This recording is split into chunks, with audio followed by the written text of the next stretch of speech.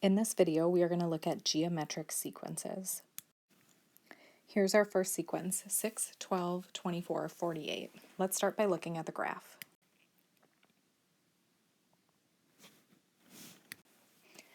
So here is what the graph would look like, and there's a few things that I want you to notice. So first of all, the graph does not increase by a constant rate.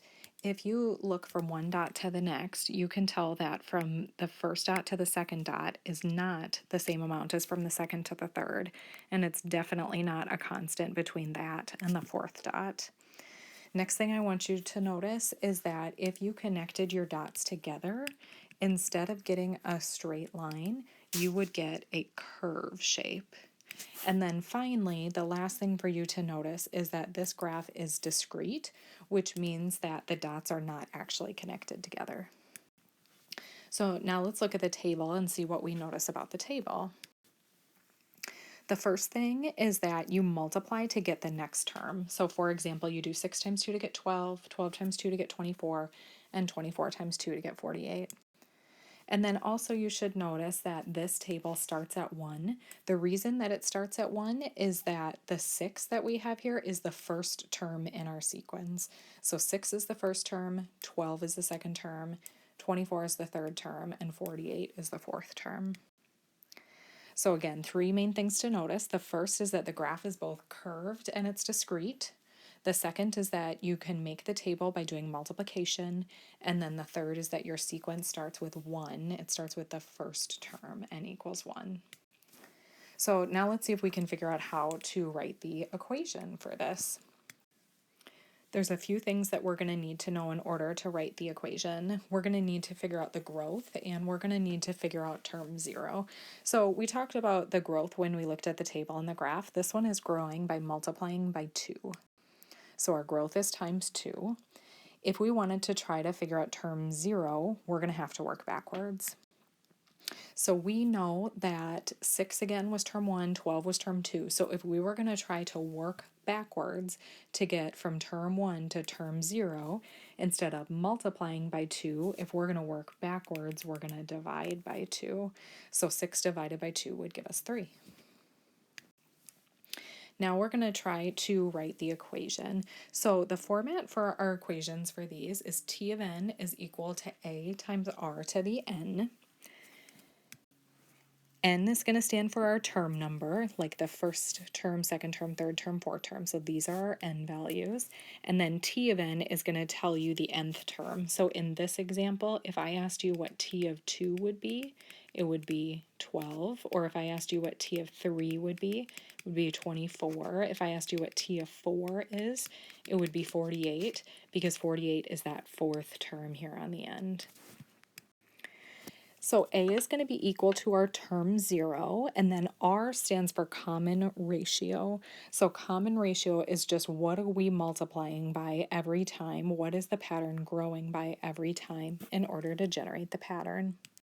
So our full equation for this one is going to be T of n is equal to 3 times 2 to the power of n. So 3 is going to be our A value, or our term 0, so our starting value.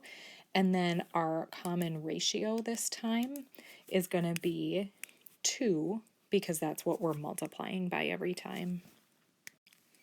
Let's look at another example. So this example is an example of a decreasing geometric sequence. We start with 200 as our first term, and then it decreases to 100, 50, and then 25.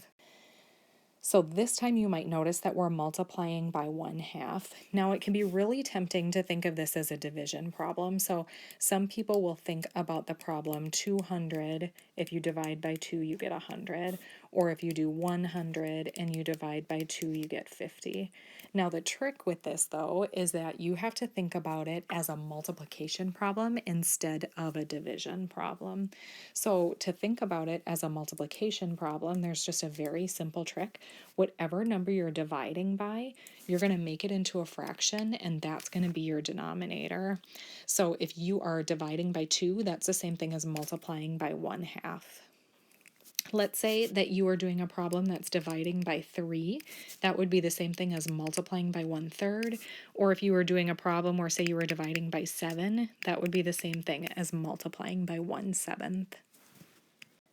Okay, so back to this example where we're multiplying by a half. Again, our equation is t of n is equal to a times r to the n. So if we were going to try to figure out our a and our r values, we are going to see if we can figure out what our a value is or our initial value. So we need to work backwards. So if you think about what would come before the 200, what would go in this first blank here, to work backwards, instead of multiplying by a half, you're going to divide by a half to get 400. So our a value is 400. And then we already talked about how our r value is 1/2. That's what we're multiplying by, so that's our common ratio. Now let's try to write the equation. So our equation would be 400 times 1/2 to the power of n. I also want you to be aware of a slightly different way that we could write this equation. On some of your homework problems, you're going to see this notation: a sub n is equal to 400 times 1/2 to the n.